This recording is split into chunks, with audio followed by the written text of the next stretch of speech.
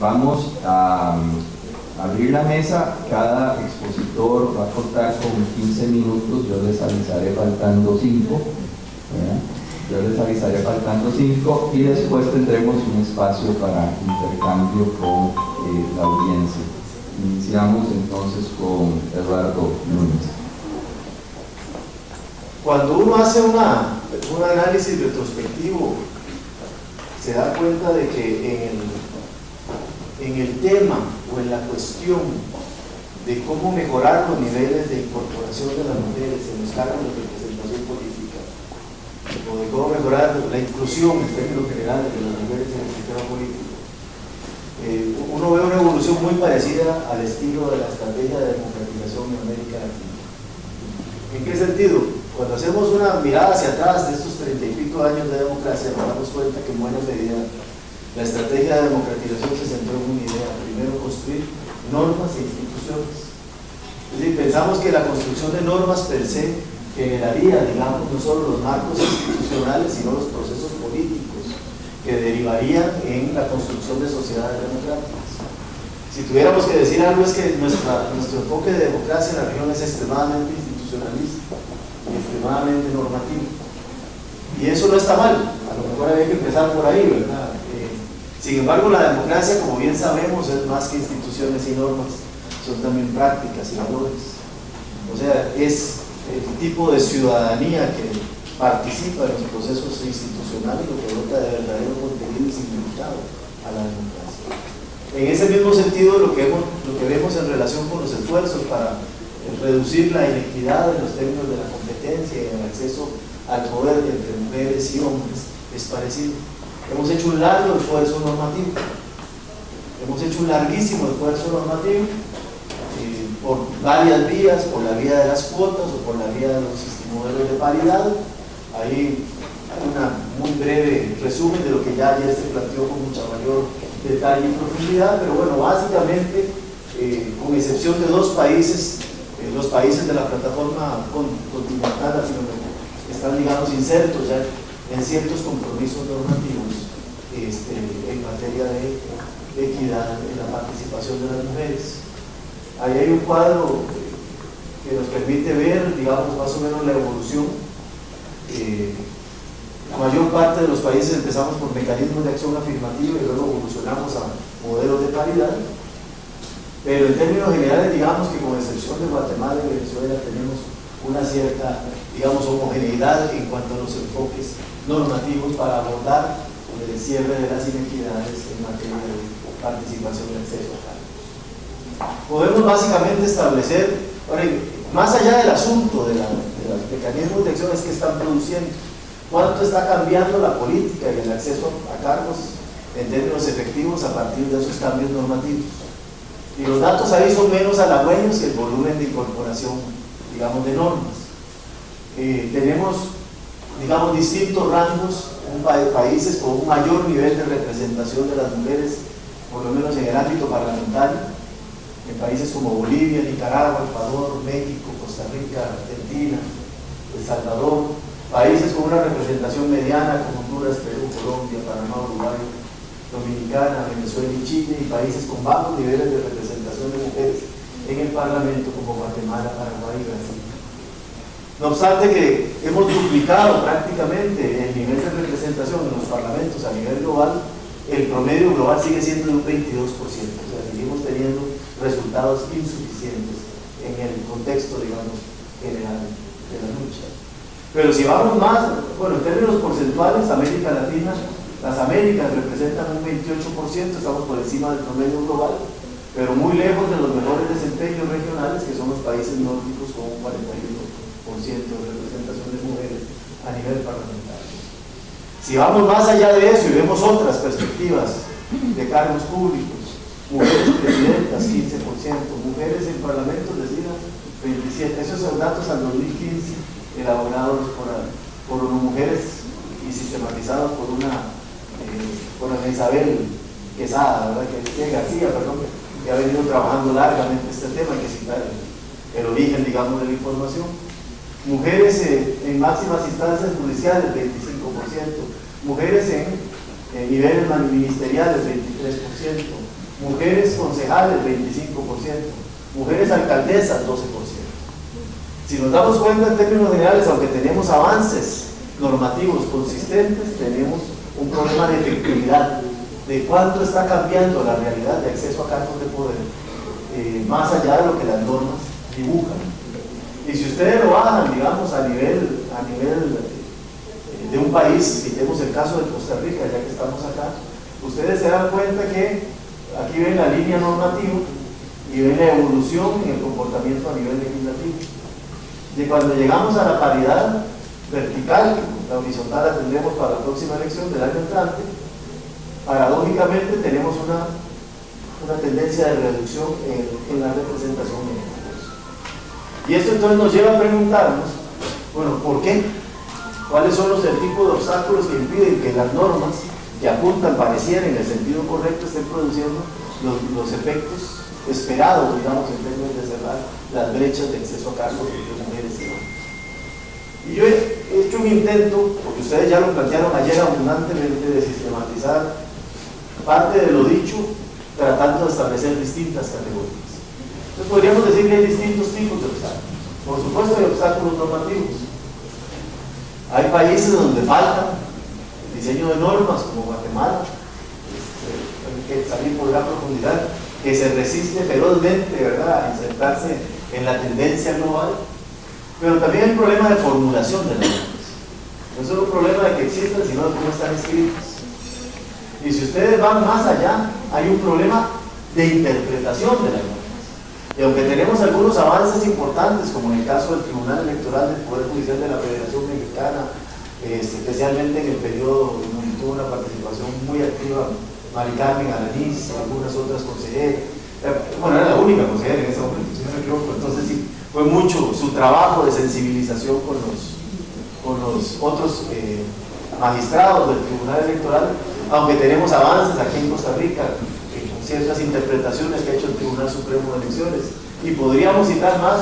Sigue habiendo, digamos, voy a decirlo bonito, porque soy medio diplomático, una tímida interpretación de las normas por parte de las autoridades competentes para hacerlo. O sea, por la vía jurisprudencial podríamos estar avanzando mucho más de lo que se ha avanzado, más allá de los límites inherentes a la forma en que la norma ha sido redactada o establecida. Pero hay un tercer elemento, y es que a veces, y eso es muy propio de los procesos de reforma electoral, tendemos a caer en la trampa de individualizar ciertas áreas de reforma pensando que con una buena norma específica, en este caso ya sea acción afirmativa o de paridad, vamos a resolver el problema sin ver el conjunto del modelo electoral y de partidos políticos. O sea, sin adecuar, para decirlo de otra manera, las normas enfocadas a reducir las brechas entre hombres y mujeres al sistema electoral, a las dinámicas de funcionamiento del sistema de partidos, etc. Entonces, un tercer elemento es que hay una suerte de inadecuación de las medidas afirmativas con la naturaleza y funcionamiento, especialmente de los sistemas electorales, de las formas de votación, de la forma en que se estructuran las listas, etc. Ahí tenemos que mejorar el cuidado, y probablemente es este el tercer factor el que explique en mejor medida por qué, a pesar de que hay sistemas de paridad en algunos países, en términos prácticos esa no se llega a completar a la hora de integrar los órganos de representación política. Podríamos identificar un segundo ámbito de obstáculos en lo que llamaríamos reformas institucionales. Primero es que decirlo, ¿verdad? Las instituciones no existen al margen del entorno social ni de los valores que son inherentes a las personas de una sociedad específica. Y las personas que conforman las instituciones expresan en alguna medida el tipo de contexto del que provienen. Dicho de otra manera, las instituciones no son solo el dibujo que está establecido en las constituciones, sino mucho de la forma en que interpretan las normas y desarrollan los procesos y los procedimientos institucionales aquellos que las lideran. En esa perspectiva diríamos que hay niveles diferentes de interés y compromiso de actores institucionales clave, incluidos organismos electorales de la región, en llevar adelante no solo el cumplimiento de la ley, sino específicamente acciones para mejorar los niveles de participación de las mujeres. Aquí no vamos a citar por aquello de la discreción, ¿verdad? Pero hay evidentes distancias a nivel de organismos electorales, a nivel de parlamentos, en muchos otros ámbitos institucionales en donde vemos grados de compromiso muy diferenciados. Y dentro de una misma institución vemos además grandes distancias a la hora, digamos, especialmente en aquellos órganos colectivos como los órganos electorales. El segundo elemento desde la perspectiva institucional es que hay un problema de insuficiencia de capacidades institucionales, pero especialmente de capacidades coercitivas, para que los órganos que interpretan e implementan la ley puedan aplicarla con toda su fuerza. Eso tiene que ver con la forma de diseño de las normas, valga la redundancia. Si la norma no incluye dientes, para utilizar una expresión coloquial, difícilmente un órgano electoral o cualquier otro órgano de interpretación va a poder aplicarla con toda la fortaleza que se esperaría. Pero aquí tenemos, digamos, un problema de diseño, digamos, de insuficiencia de capacidades institucionales, pero especialmente de medidas o de capacidades coercitivas. Podríamos citar más, pero muchas podemos englobarlas dentro de lo que llamaríamos obstáculos políticos. Por ejemplo, primero, en algunos países persiste la incomprensión en torno a los argumentos para el establecimiento de medidas de acción afirmativa. Es increíble, pero todavía hay países donde se debaten cosas que pareciera que ya deberían estar superadas, pero las seguimos debatiendo y seguimos repitiendo argumentos en contra que son tan viejos, ¿verdad? Como la majadería de aquellos que lo plantean. Perdónenme la expresión, si ustedes quieren coloquiar. Pero eso no hay que despreciarlo, eso está ahí y está muy acentuado en el ámbito de la política y especialmente en el ámbito interno de la política de los partidos, que es donde empezarían debería de fluir de manera más efectiva las vías de acceso al poder para mujeres o cualquier otro actor que tenga menores niveles de representación. También es evidente, eso es evidente además en la ausencia de las propuestas, digamos, desde la perspectiva de la agenda de las mujeres, pero también desde la perspectiva de género sobre el conjunto, digamos, de las propuestas programáticas de los partidos y de las ofertas, digamos, en términos de plan de gobierno. Entiendo que la época que vivimos estamos enfrentando una suerte de marginalidad de los programas de gobierno y de las ideas sustituidas por los eslogan y las imágenes, pero bueno, eso no quita que a la hora que un partido responsable debe formular propuestas sobre qué es en concreto lo que va a llevar adelante. Es sumamente notable el nivel de marginalidad que la agenda de las mujeres tiene en los programas, y mucho menos que la perspectiva de la mujer es incorporada o no en el conjunto de prioridades de política pública o programas de un partido político. Hay también una falta de estrategias efectivas o un desinterés por llevarlas adelante por parte de las élites partidarias para incorporar más mujeres a la política y viabilizar su acceso a cargos de poder. Mire, yo sé que estamos en una generación en donde creemos más en las normas con capacidad coercitiva que en los mecanismos de autorregulación, pero no le perdamos el cariño a los mecanismos de autorregulación. En este país, por ejemplo, los partidos establecieron mecanismos de acción afirmativa antes de que la ley los estableciera, como hicimos primarias antes de que se establecieran.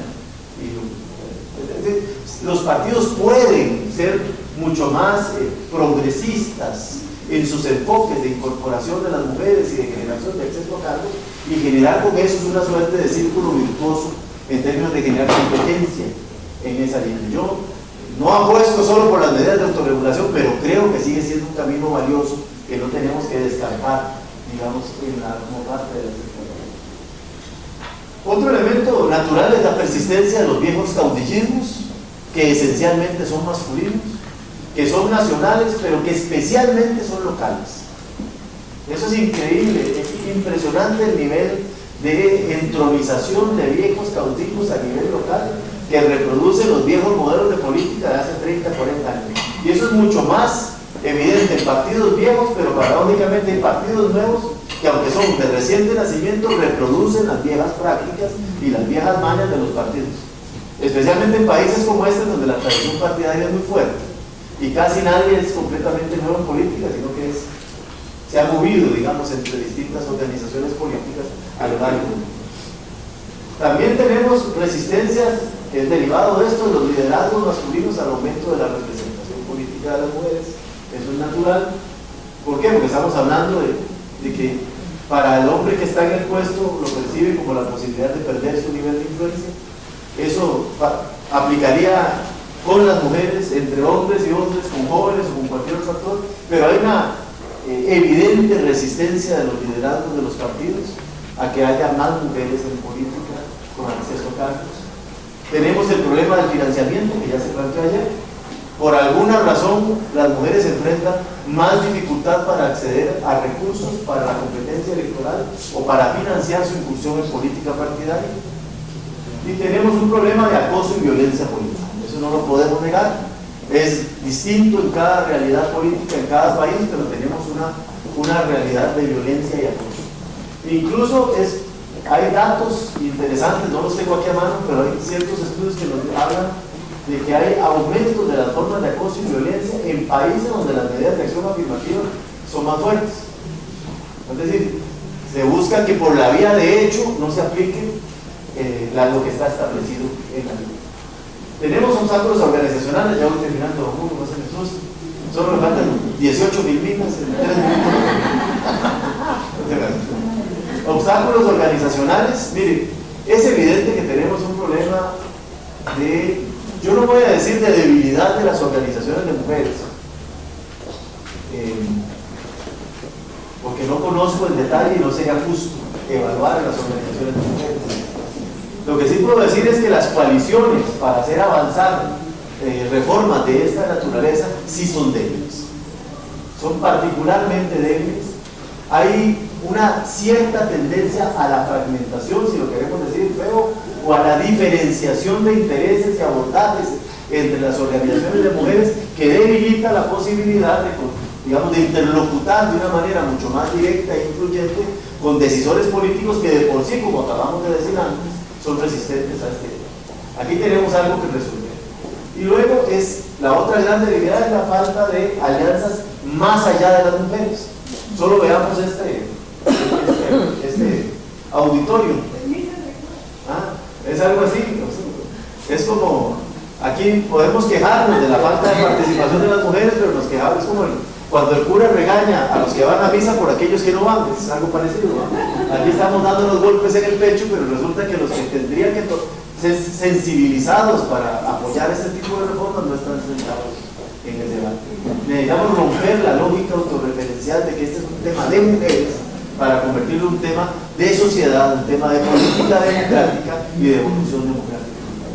Y finalmente, obstáculos socioeconómicos, la rígida división sexual del trabajo que sigue existiendo, en proceso de cambio, pero sigue existiendo, violencia intrafamiliar y doméstica contra las mujeres, que está presente en todas nuestras sociedades, obstáculos culturales como la prevalencia de papeles preasignados para las mujeres, ámbitos privados familiares para los hombres, ámbitos públicos políticos.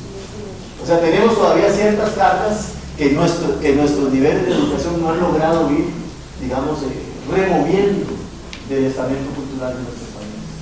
En ciertos países con diversidad étnica, cultural, dificultades de comunicación con las organizaciones, digamos, de los pueblos originarios, que perciben que este tipo de medidas pueden ser imposiciones ajenas a sus rasgos culturales. En Guatemala, por ejemplo, en algunas comunidades indígenas profundas, para que una mujer pueda ir a capacitarse hay que pedirle permiso a su pareja, y el hombre además llega a ver qué le está diciendo uno a las mujeres y la manda con sus hijos. Hay que tener guardería, porque si no la señora no puede participar del proceso de formación.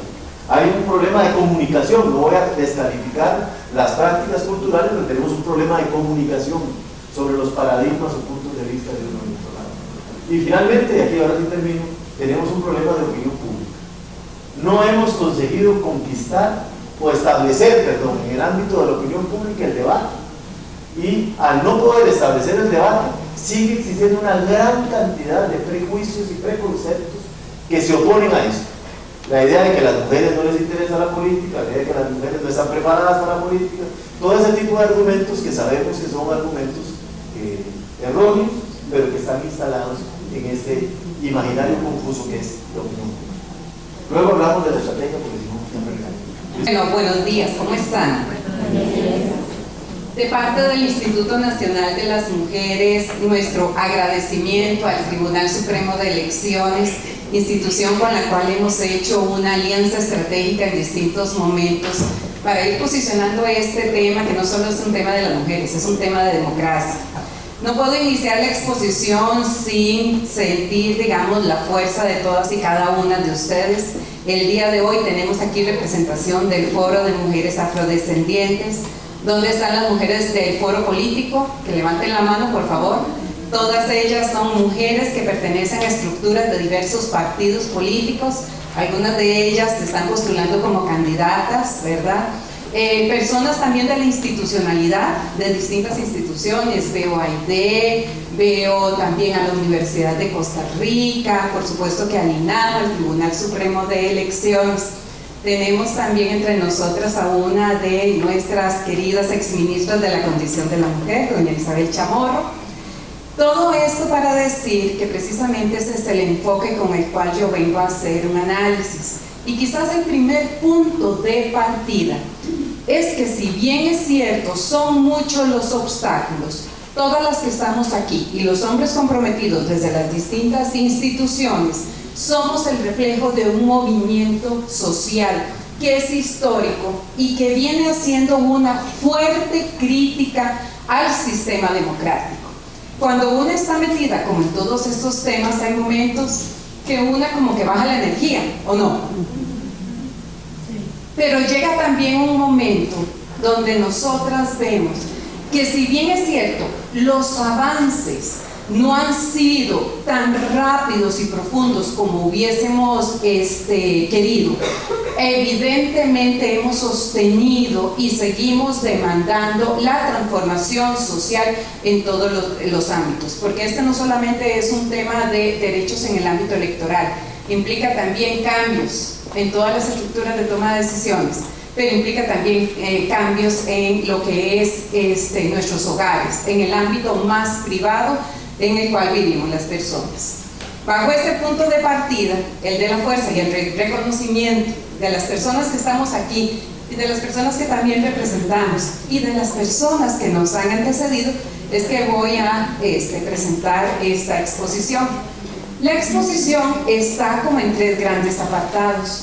No me voy a detener en la primera, básicamente la monté pensando en aquellas personas que se están introduciendo en el caso costarricense. Es sobre cómo estamos y cuál ha sido como todo el periodo histórico que nos ha permitido llegar hasta donde estamos el día de hoy. El segundo, voy a profundizar sobre un par de experiencias que hemos tenido y que definen una serie de obstáculos. Y el tercer punto que voy a analizar son como los retos pendientes a raíz precisamente de la sumatoria de lo que han sido los estudios, pero también de las voces de las mujeres. A partir de la lucha de las mujeres, la reforma constitucional que nos da la aprobación de la condición de ciudadanas y el derecho a votar y a ser elegidas. Si revisamos todas esas argumentaciones, hablan sobre el tema de capacidad, hablan sobre el tema de habilidades, hablan sobre el estereotipo de las condiciones de las mujeres, que somos las más aptas para el ámbito privado y los hombres para lo público.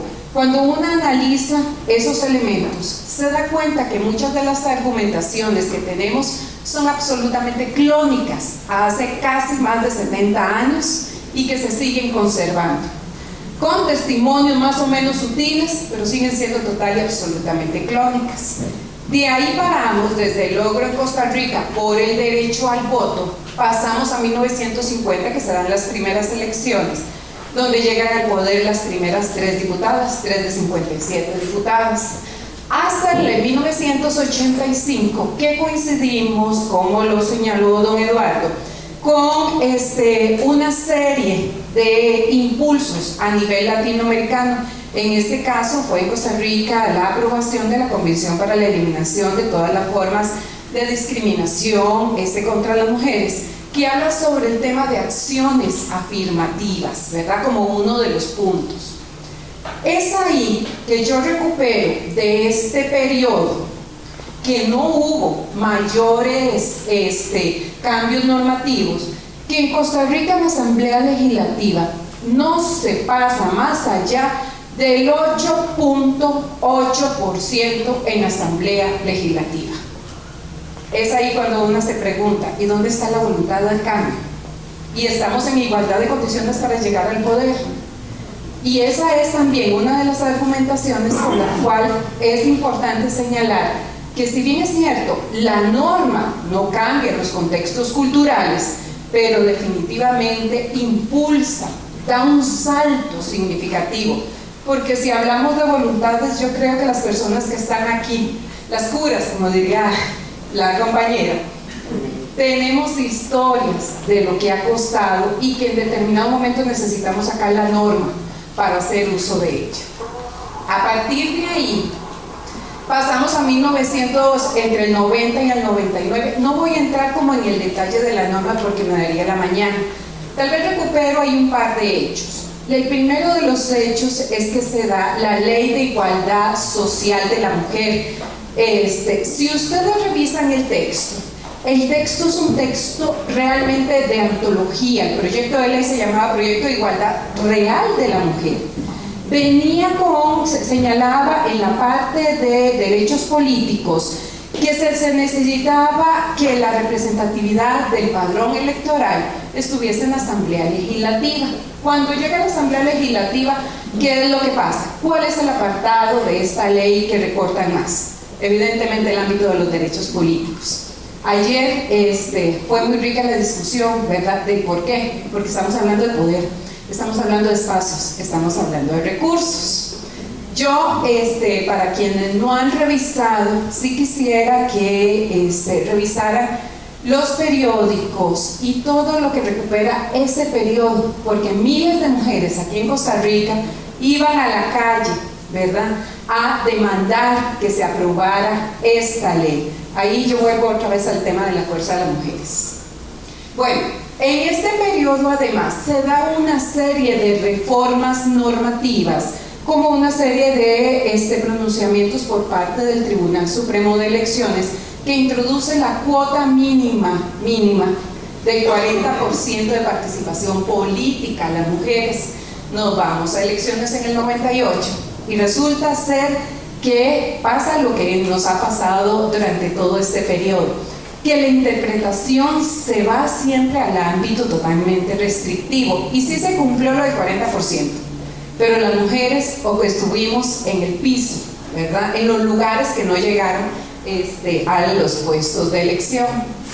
Desde el 99 hasta la fecha, durante este periodo seguimos por la lucha por la paridad y no descansamos, y no vamos a descansar, y vamos a seguir hasta que se haga efectivo. Yo recupero de aquí la normativa en términos de paridad vertical que se ha instaurado, ¿verdad?, las reformas al Código Electoral del 2009 y toda la normativa que ha existido, pero también recupero que durante este periodo, por ejemplo, en el 2010 se dio la aprobación de la Ley de Democratización del Banco Popular, que es 2002, tenés razón, este año se cumplen 15 años. En el 2010 fue la ley 8.901 de paridad dentro de las juntas directivas de las organizaciones sociales. También en este periodo han existido 2 mujeres que han ejercido liderazgos importantes. Una, la primera presidenta de la República, también la primera presidenta dentro del Poder Judicial. Hemos tenido una serie de hechos y avances y la lucha continúa.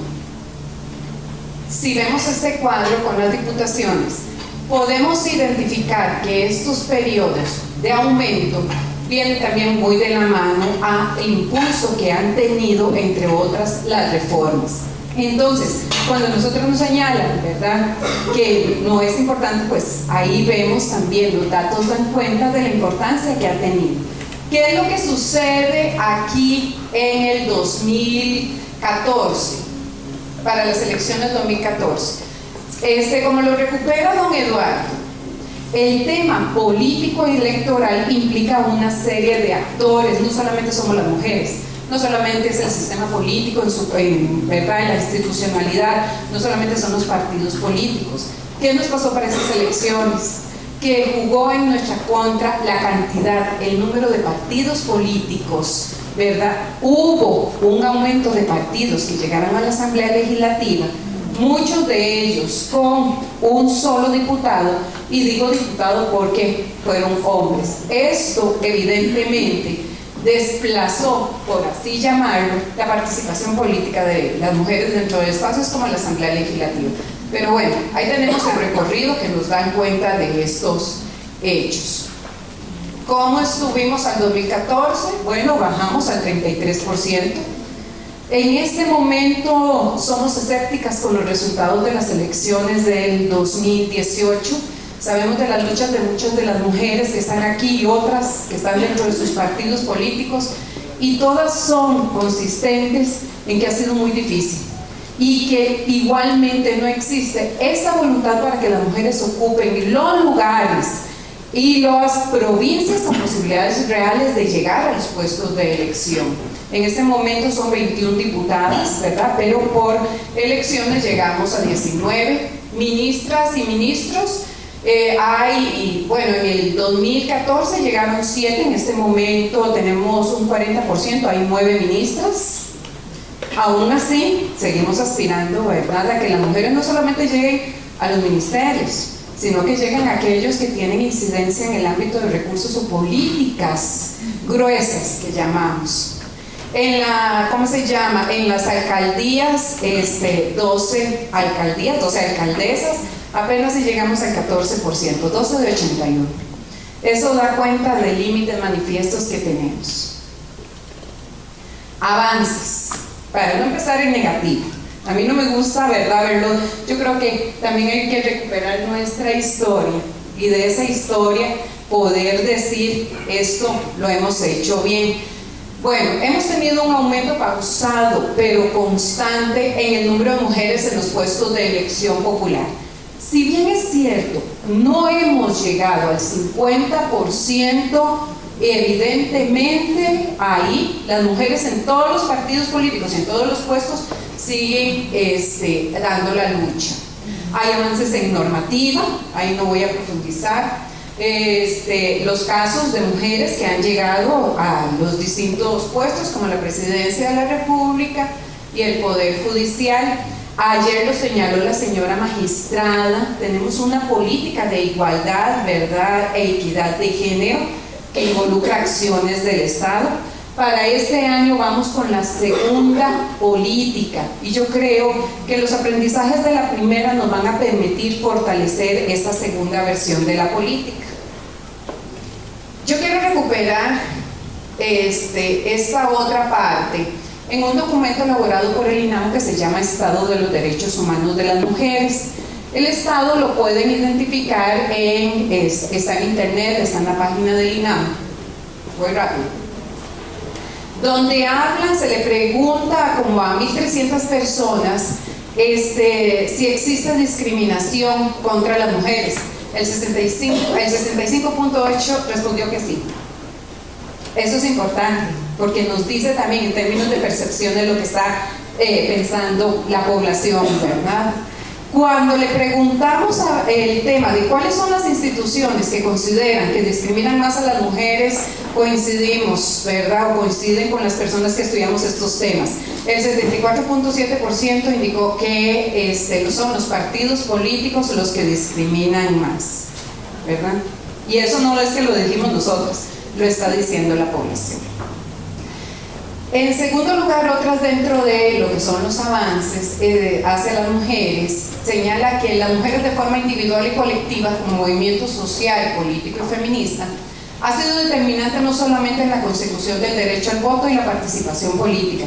Por eso yo considero que el que estemos aquí y que haya tal nivel de representatividad implica un logro. Aquí están las compañeras de RECON, están para quienes no conocen es la red de mujeres municipalistas, las compañeras del foro de mujeres políticas e integrantes de distintas expresiones partidistas, pero que hacen a un lado y que tienen en común la lucha por los derechos políticos de las mujeres. Y además otros colectivos de mujeres que han existido, como el grupo de mujeres parlamentarias. Están experiencias también de alianzas institucionales de las cuales damos cuenta Tribunal, INAMU, RECOM, Asamblea Legislativa. Obstáculos. Y lo hago rápido porque ya siento que Hugo me está llamando aquí la atención. No puedo dejar de exponer y señalarles en primer lugar que por favor lo revisen. Voy a hacer como un barrido muy general. Este año, en marzo, presentamos los resultados del análisis de resultados sobre la aplicación del principio de paridad y el mecanismo de alternancia para las elecciones cantonales y nacionales. Esta fue una alianza estratégica entre el INAMU, el Tribunal y la Universidad de Costa Rica. Aquí tenemos a la investigadora principal, María José Cascante, ¿verdad? Ella fue la encargada de darle contenido, ¿verdad?, al estudio. Y algunos de los datos principales que da. Importante, este estudio está en la página del Tribunal del INAMU, de la Universidad de Costa Rica, la misma CEPAL, ahí lo pueden encontrar. ¿Cuáles eran los objetivos que teníamos nosotras con este estudio? Primero, el análisis de cómo se estaba aplicando en torno a los resultados. Podrán encontrar los datos para cada una de las elecciones cantonales y nacionales, el comportamiento por partido político, también la parte de cómo se comporta en la zona urbana y la zona rural. Conocer el efecto de la aplicación de la legislación en las elecciones internas de los partidos. No fuimos a las estructuras de los partidos y vimos qué era lo que estaba pasando. Y en tercer lugar, las voces de las mujeres. ¿Qué han dicho? ¿Cuál fue la experiencia en las candidaturas, pero también en los resultados finales de las mujeres que quedaron después de las elecciones? Tal vez resumo muy rápidamente, ¿verdad?, las principales conclusiones. Bueno, la paridad no solamente es importante, sino que es una medida necesaria. Sin esa medida, las mujeres vamos a tener mayores dificultades. Luego, que se avanza en normativa dentro de los partidos políticos, pero la lectura siempre es restrictiva. Hay algunos partidos políticos que se han hecho avances significativos, y ojo, ahí vemos a las lideresas dentro de esos partidos, que han logrado cambios importantes dentro de los estatutos. No obstante, la aplicación es irregular, ¿verdad?, con lecturas mínimas y en ocasiones deficientes de los lineamientos internos dentro de los partidos. Corrobora lo que ya nosotras todas conocemos: entre más poder y más alto el nivel del puesto, menos las posibilidades de las mujeres. Ahí todos los juegos políticos que se dan. En segundo lugar, los resultados electorales se encuentran ligados a los bajos niveles del encabezamiento. Después, la mayoría de los partidos políticos no incluyen en sus estatutos el tema de la capacitación. Lo digo en lento porque es uno de los puntos centrales. No me voy a centrar en lo que dicen las mujeres. Las mujeres hablan de elementos, no lo voy a leer, pero sí los voy a mencionar. Hablan sobre el tema de las cargas dentro de los hogares. Hablan sobre el tema de la capacitación y la formación. Ellas aquí están como los núcleos centrales: el tema de la sobrecarga de la familia, la preparación técnica y académica, los liderazgos, que tiene que ver con el tema de la representatividad, pero también que tiene que ver con el otro tema de cómo es la relación incluso con otras mujeres. Y dice también, ¿me das un minuto? Gracias. De regulaciones con estructuras partidarias. Esto tiene que ver cuando llegan a la asamblea y ya todo estaba absolutamente negociado. Son una serie de elementos que son importantísimos de señalar. Yo no me voy a detener por el tiempo, nada más voy a hacer referencia a un par de ellos como ideas centrales dentro de los obstáculos. En primer término, el ámbito de la violencia política contra las mujeres. En este momento, las instituciones que tenemos un contacto con las mujeres políticas, conocemos de casos, ¿verdad?, de situaciones que están incidiendo en la vida, tanto personal como en la carrera política de muchísimas mujeres. Y esto es preocupante. A muchas, por ejemplo, de las vicealcaldesas, que tendría muchísimo que aportar para estas elecciones, incluso para que vayan como candidatas a alcaldesas para el próximo año, que es lo que nos están diciendo: no gracias, no gracias, no puedo.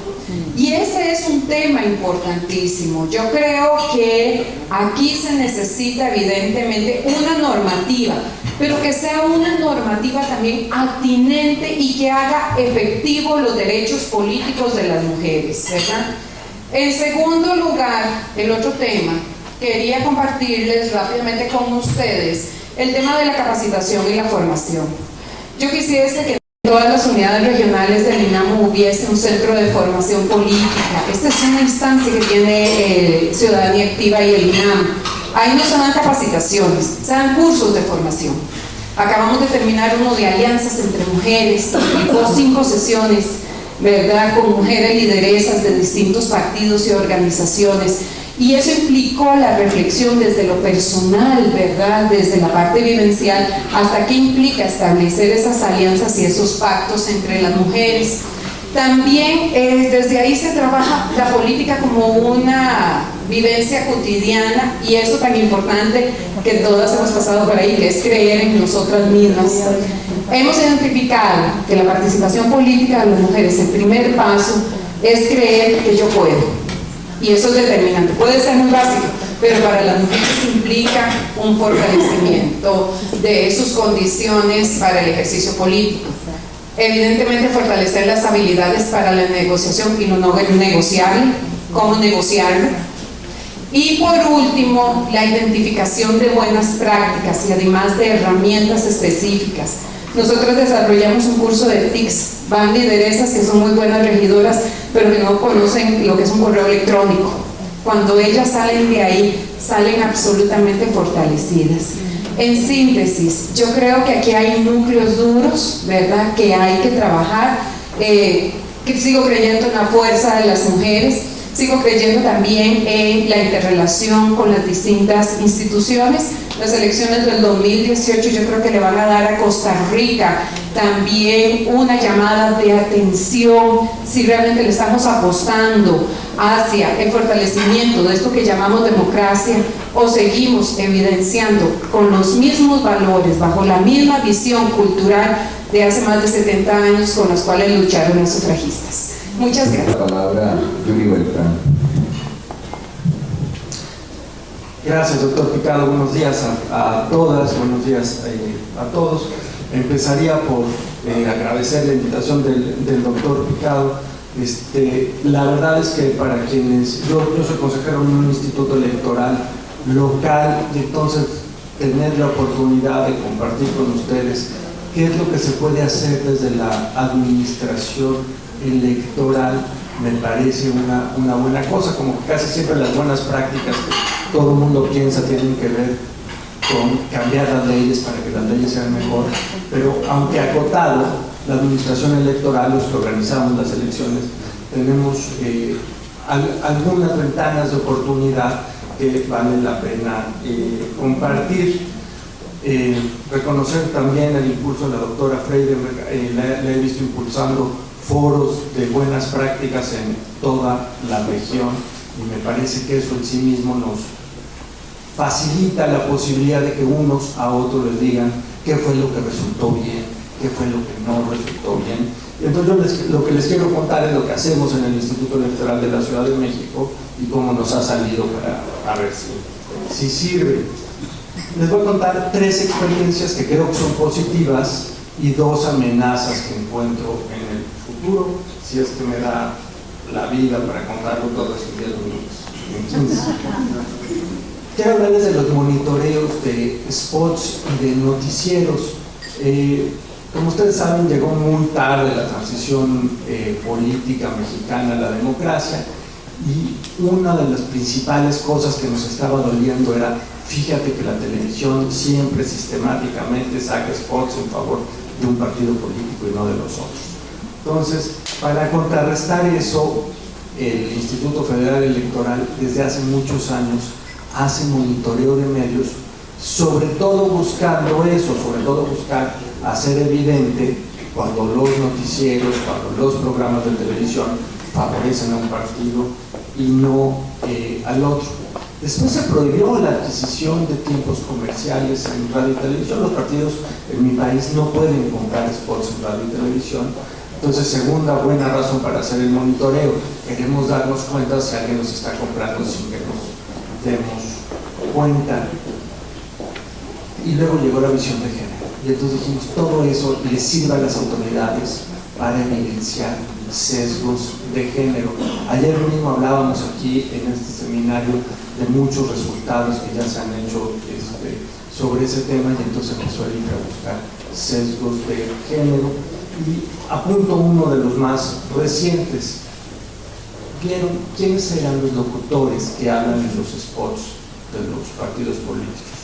No pueden comprar, pero sí le pueden dar al INE su spot. INE, por favor, tú transmite el spot donde anuncio a mis candidatas y a mis candidatos. ¿Qué es lo que encontraron? En 40% de los casos, la voz en off le dicen, ese señor que está diciendo, vote usted por mi partido porque es mejor que el partido de junto. Normalmente en 40% de los casos es varón y en el 25% es mujeres. Lo pongo sobre la mesa porque denota cómo están viendo ellos, quién es esa conciencia que debe de decir a las y los electores. ¿Por qué no suma 100? En el otro 35%, aquí la buena noticia, se alternan y entonces son hombres, voces de hombres y voces de mujeres que se van alternando para decir por qué deben de votar por este partido o no por el otro. Nosotros en el IADF, en el Instituto Electoral de la Ciudad de México, hicimos una cosa similar. Lo que decíamos era, quiero ver cómo hablan los noticieros. ¿Y de qué sirve ver cómo hablan los noticieros?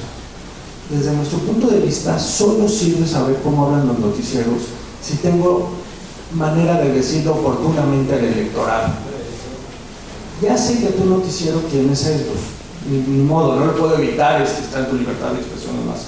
Yo lo que le voy a decir al electorado es que 80% de tus comentarios son en favor del partido morado y no del partido gris.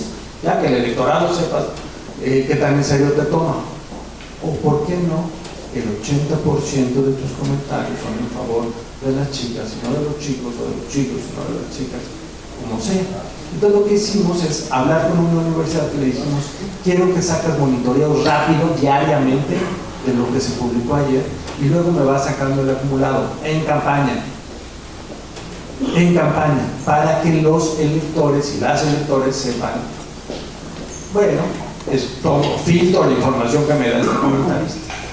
Entonces acordamos con una universidad y lo que el buen truco fue encontrarle un sentido académico a todo esto.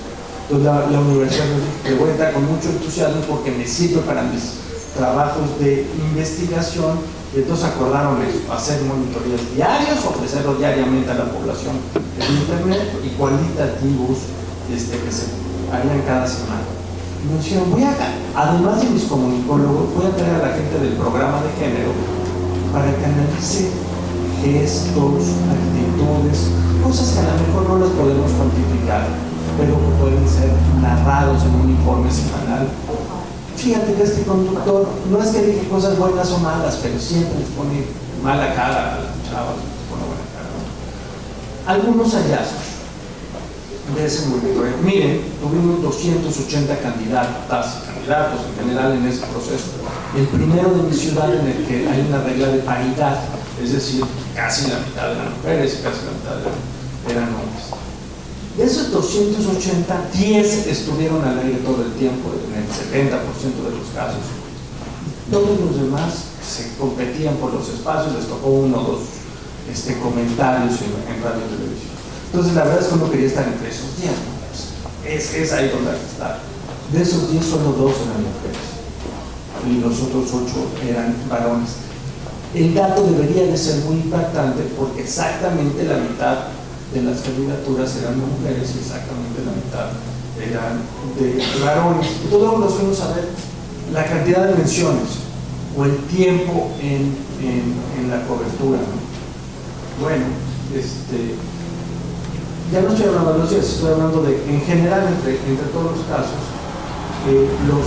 las menciones fueron en el 65% de los casos para varones, en el 35% para mujeres, es decir, la diferencia es de 2 a 1, ¿no? Por cada 2 veces que se mencionan los candidatos hombres, una se mencionan las candidatas mujeres. Lo mismo pasaba en la cobertura, el doble de tiempo para los varones, la mitad para las mujeres.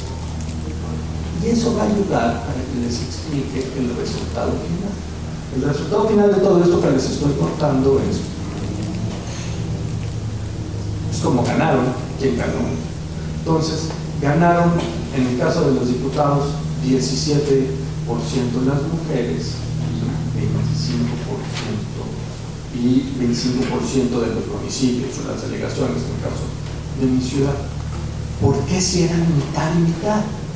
Pues sí, creo que en buena medida eso lo explica, no solo, pero en buena medida lo explica esos sesgos informativos. ¿Se pueden contrarrestar administrativamente? Yo diría que no. ¿Se pueden hacer evidentes? Yo creo que sí. Esa es la responsabilidad de una autoridad electoral. No te lo puedo prohibir, eres un noticiero, estás respaldado por la libertad de expresión, pero le puedes decir a los electores qué es lo que está pasando. Termino aquí con una reflexión. Debo de contarles qué es lo que nos dijeron los estudiantes de género de esta universidad. Fíjate que nos costó muchísimo trabajo identificar esas cosas, gestos y demás que les pedimos inicialmente. Lo que para uno era un gesto que parecía de desprecio, para el otro no lo era. Nos hace falta, y esto creo que es una asignatura pendiente, generar una metodología para medir el lenguaje no verbal de las y los políticos. Violencia política de género, ese sería el segundo tema. Ya algunos de mis compañeros han hablado de este protocolo que recientemente, en el 2016, se hizo para detectar la violencia política de género en México. En México, como en buena parte de la región, no existe una ley, existe una iniciativa constelada en el Congreso en la materia, pero entonces un grupo de expertos dijeron, fíjate que puedo hacerla hasta sin ley, porque hay tratados internacionales suficientes para poder tomar decisiones. Y entonces empezó a cobrar mucha importancia el tema, diría desde el 2015, y se empezaron a generar instrumentos que permitieran identificar la violencia política de género.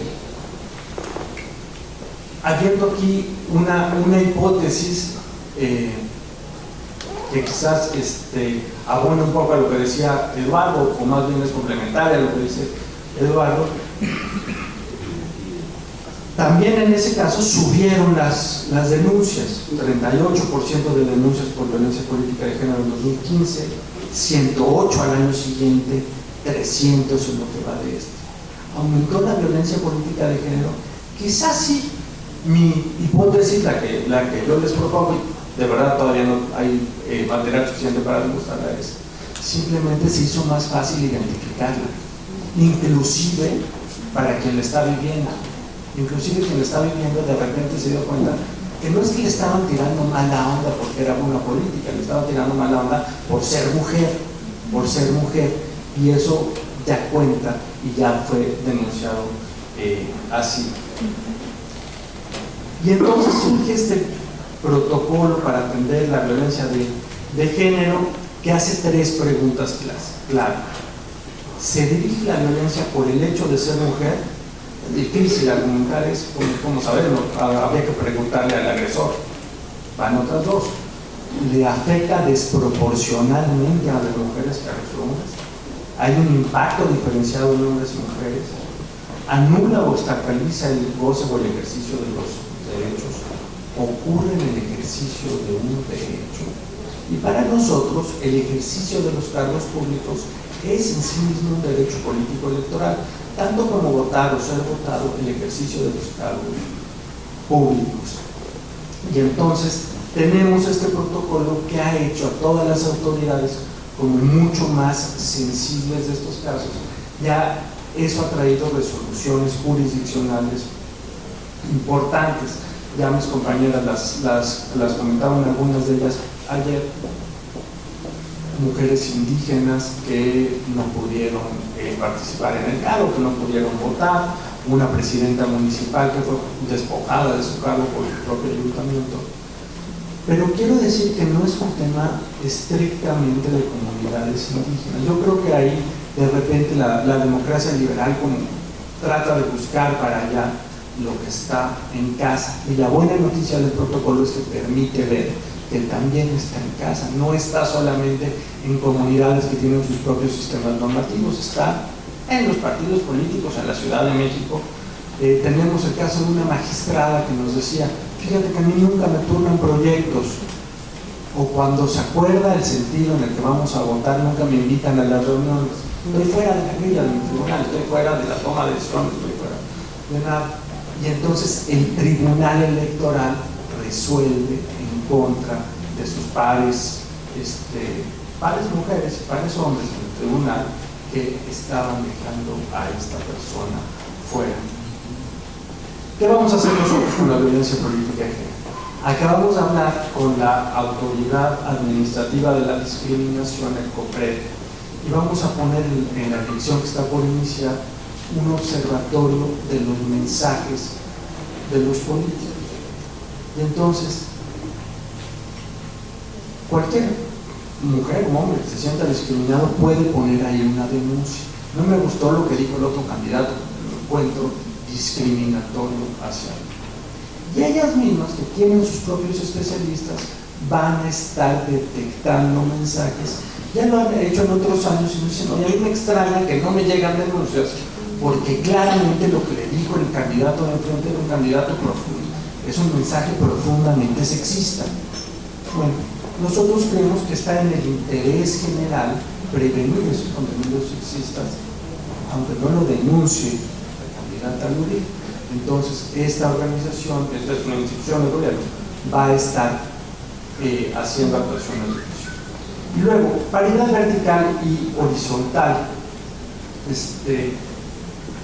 Ya hemos hablado mucho aquí de la importancia de esta norma y las jurisprudencias que siguieron sobre la paridad vertical. Esto es, en los ayuntamientos, los cargos deben de alternarse entre hombre y mujer y hombre y mujer.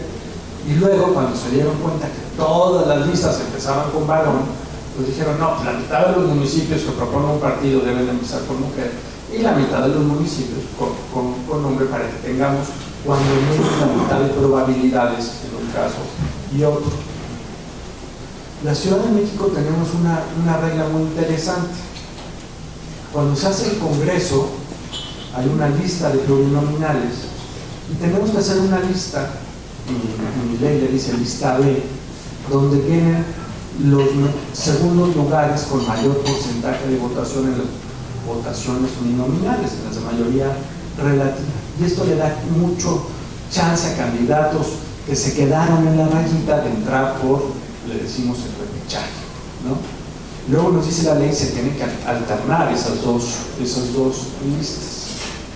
Nosotros entendemos que esta lista B debe ser también paritaria, alternados hombres y mujeres y hombres y mujeres. Y vale la pena que lo entendamos así, porque si la hacemos solamente por segundos lugares, sin meter paridad, la proporción de hombres lista B era abrumadoramente muy grande. Entonces la hicimos alternada también, pero cuando uno las junta, queda hombre, mujer, mujer, hombre, hombre, mujer, mujer, hombre. Ya se quedan de dos en dos, y eso ha traído todos los dolores de cabeza a todos los tribunales. Para no hacer la historia larga, ya tenemos una cosa que mejorar. El Tribunal Electoral nos dijo, yo creo que no estuvo bien alternar ahí a los sexos, le estás cambiando a los votantes lo que ellos habían decidido en sus facultades, y bajaron a una candidata que había subido por esa vía y subieron a un varón que efectivamente había obtenido mejor votación. Y termino con esta reflexión. Las normas incompletas. Nosotros estamos estrenando Constitución en la Ciudad de México y mi constituyente, progresista como es, hizo esta norma. En la integración del Congreso, la ley determinará los mecanismos por empezará a valer el principio de paridad de género. magnífico, ¿no? La integración, ya no en las candidaturas, en la integración. Y después en la ley no vino nada. Eso que me prometía la Constitución que iba a decir, la ley, no vino nada. Eso es veneno puro al interior de los partidos. Por supuesto para nosotros, que vamos a tener que reglamentar, pero al interior de los partidos. Mandar a eso, a un proceso electoral sin reglas, obliga a unas disputas infernales al interior de los partidos. ¿Quién va a decidir a aquel diputado que ya ganó, o diputada que ya ganó, se va a bajar para garantizar el principio de paridad de los partidos? Las autoridades electorales, lo vamos a hacer por volado, lo vamos a hacer por orden alfabético. Imposible. De verdad es que mandar leyes incompletas manda un muy mal mensaje. Me llegó mi tiempo, entonces me voy a quedar con el último reto para la siguiente oportunidad. Gracias. Mi nombre es Quetzalí Cerezo Blandón.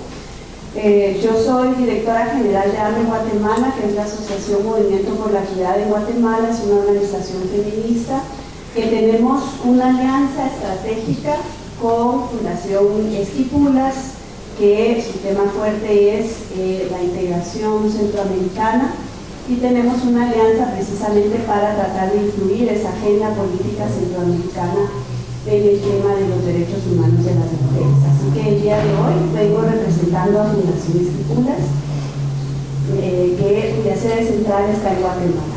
Les agradezco primero la invitación, gracias por el evento, felicitaciones, porque es un evento muy interesante que debería de hacerse mucho más seguido, ¿verdad?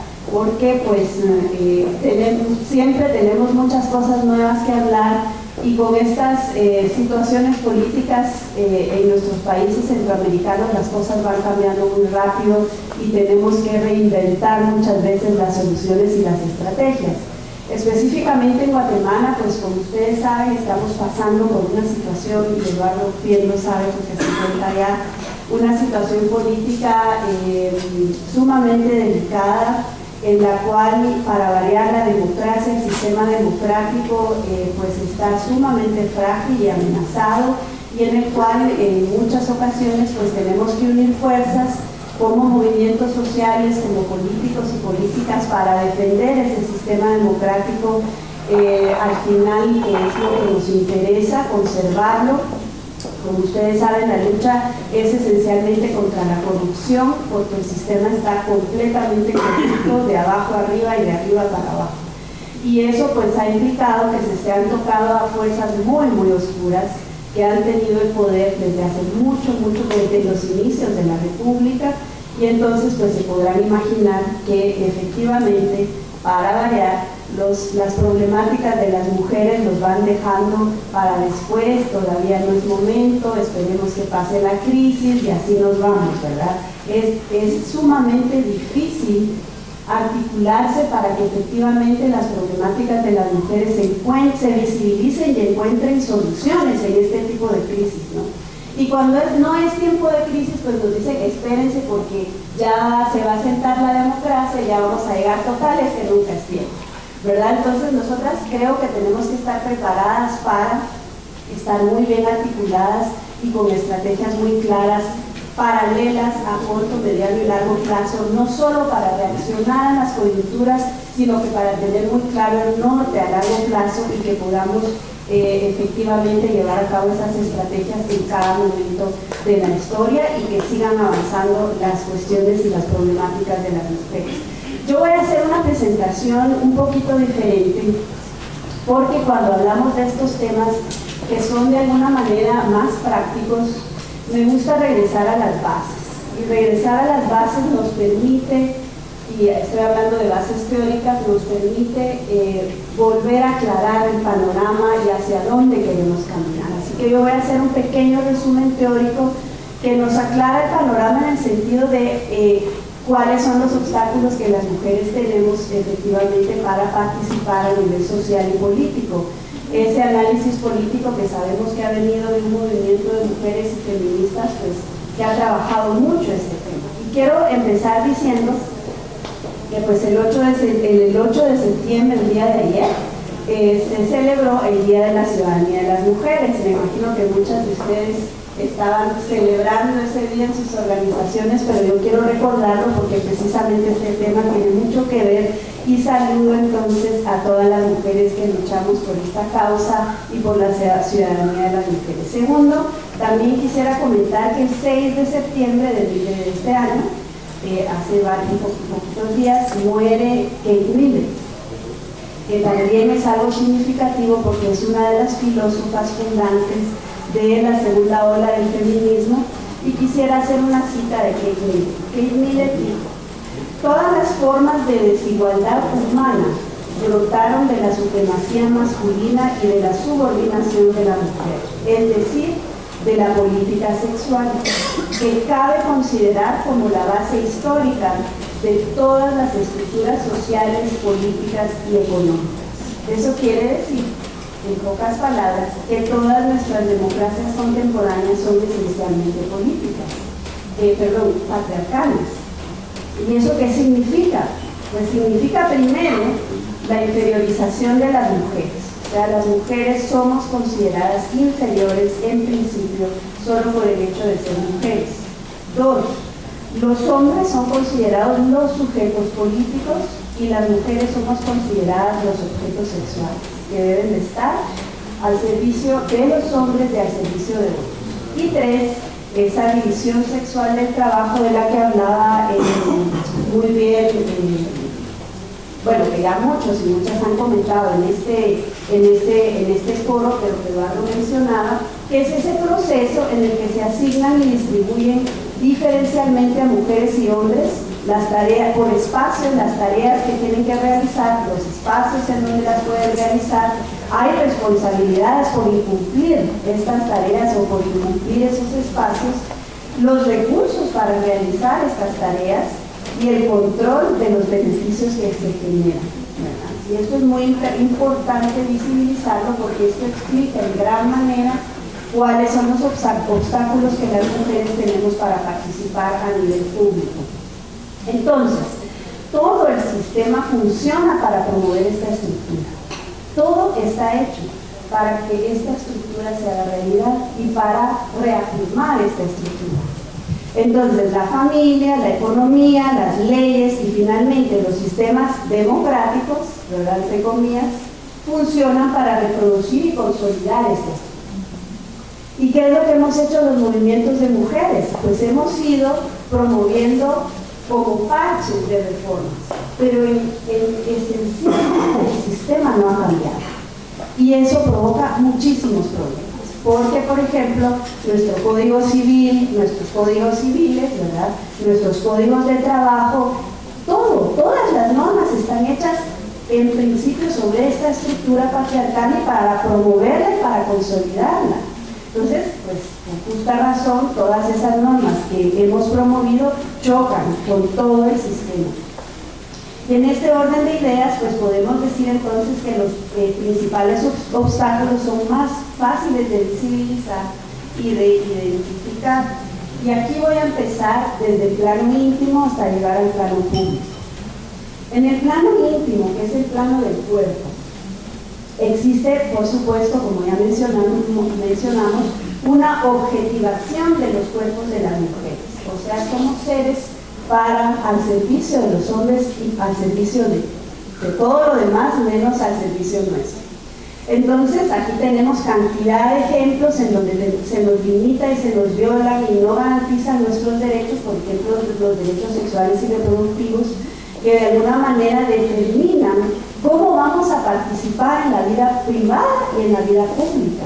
Si esos derechos son violados, si no hay acceso a servicios básicos de información en salud sexual y reproductiva, si el aborto está criminalizado en general en la región, si están criminalizadas otras prácticas no heterosexuales, si no hay voluntad política, si no hay financiamiento para programas o políticas de población basadas en un enfoque de derechos humanos, y si no hay empoderamiento de las mujeres, imagínense cómo está delimitada la participación de las mujeres. Son infinidad de obstáculos los que tenemos que vencer para posiblemente participar en el ámbito público. Entonces, Margaret Sanger en 1911 dijo: ninguna mujer puede llamarse libre si no posee y controla su propio cuerpo. Ninguna mujer puede llamarse libre hasta que pueda decidir conscientemente si quiere o no quiere ser madre. O sea, mientras se nos siga imponiendo la maternidad de la forma en que se nos impone, mientras se nos siga imponiendo esa repartición de las tareas y tengamos la carga de las tareas de la crianza y educación y el mantenimiento de las familias, vamos a seguir con un problema grave para la participación política y social en igualdad de condiciones con los hombres. Y eso significa que como movimiento tenemos que pensar cómo vamos a crear las condiciones para que esas mujeres participen. Porque les pedimos que participen en política porque es importante, pero ¿cuándo creamos las condiciones para que puedan participar? Esa es una estrategia vital que tiene que estar presente todo el tiempo. Ya lo repitieron ayer y hoy. Lo primero que nos dicen las mujeres es que no pueden porque tienen la carga, que no pueden porque su marido es violento, porque no pueden porque su marido no las deja, etcétera, etcétera. Y si no es el marido, es el papá, el cura, el sacerdote, cualquier otro, ¿verdad? Las iglesias, etcétera. Entonces, hay otra problemática que es muy, muy importante que limita a las mujeres, sobre todo relacionada con los derechos sexuales y reproductivos, y es el poco conocimiento y el respeto al Estado laico. La influencia de la religión y de las diferentes religiones para limitar la participación de las mujeres es una carga increíble, porque no solo pasa por el mismo cuerpo, por todo ese tema de la culpabilidad para participar, porque estamos descuidando las labores del hogar, sino pasa también por el hecho de que esas influencias religiosas determinan las leyes y influyen en la normativa para limitar a las mujeres, sobre todo a las mujeres, en sus derechos sexuales y reproductivos, y el ejemplo perfecto es la criminalización del aborto en términos generales en la región.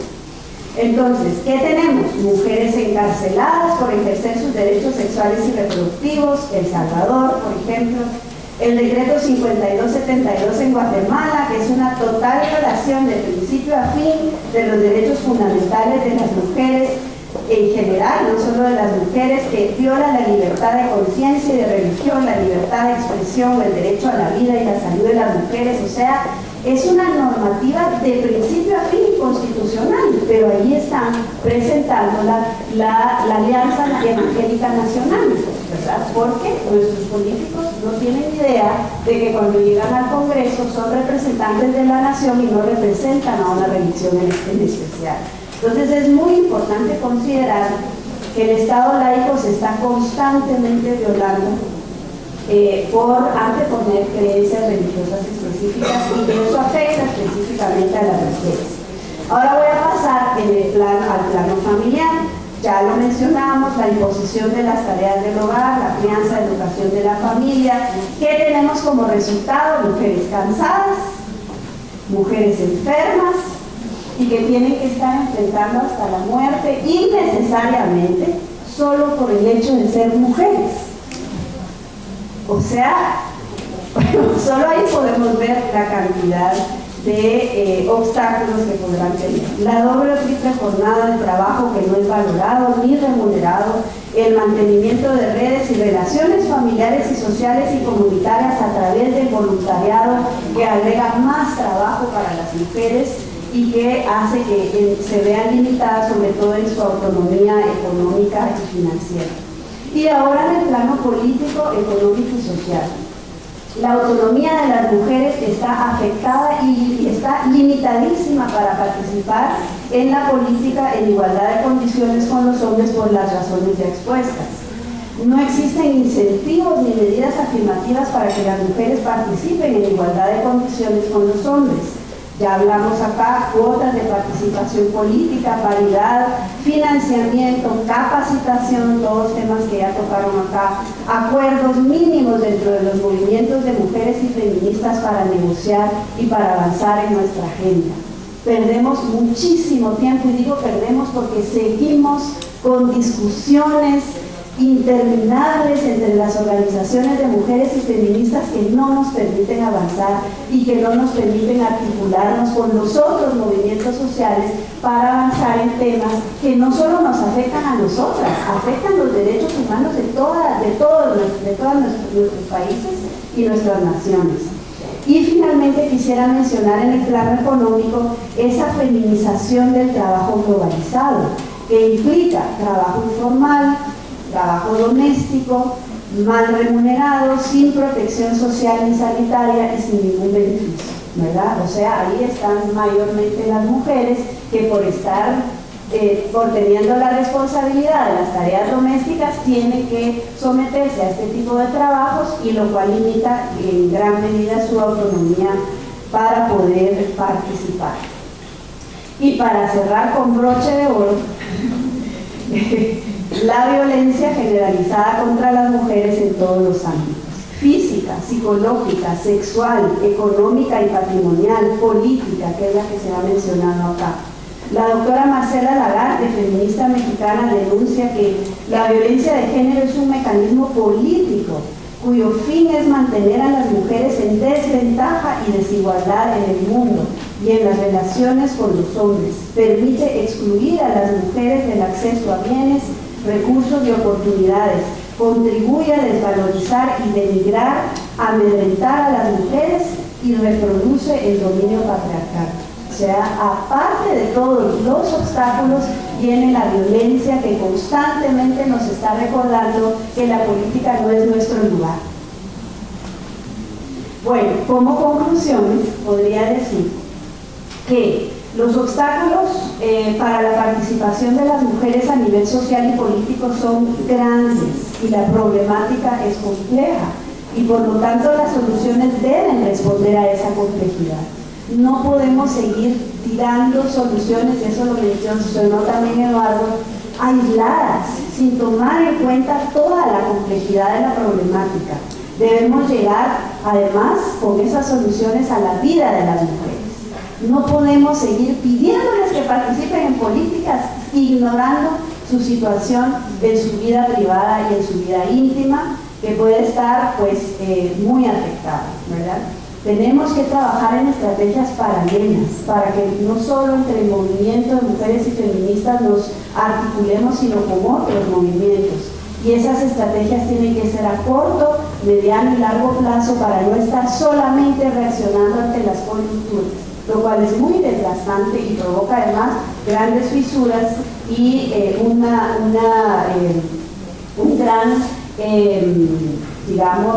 tú mencionabas como un gran fraccionamiento del movimiento de mujeres. Una mejor articulación entonces en el movimiento de mujeres y feministas, pero también con otros movimientos. La constante violación a los derechos humanos de las mujeres afecta no solo a las mujeres, sino a todos y todas como sociedad. Y eso tenemos que tener la capacidad a nivel comunicacional de posicionarlo, porque no nos afecta a largo plazo solo a nosotras. Si somos la mitad o más de la mitad de las poblaciones, pues ese es el resultado de las sociedades que tenemos. Si no tenemos la capacidad, estoy a 30 segundos, si no tenemos la capacidad de posicionar eso y de que eso se vuelva parte de la agenda política de nuestros países, vamos a tener más obstáculos. Y finalmente quisiera decir que la democracia paritaria se construye, es un proceso, pero no lo podemos hacer sin los hombres. Yo lamento mucho decir esto porque sé que dentro de los movimientos de mujeres y feministas lo queremos hacer solas, pero es imposible. No lo vamos a poder hacer sin esos hombres solidarios que apoyen la causa y que no solo la apoyen en lo público, sino que también lo apoyen en lo privado y en lo íntimo.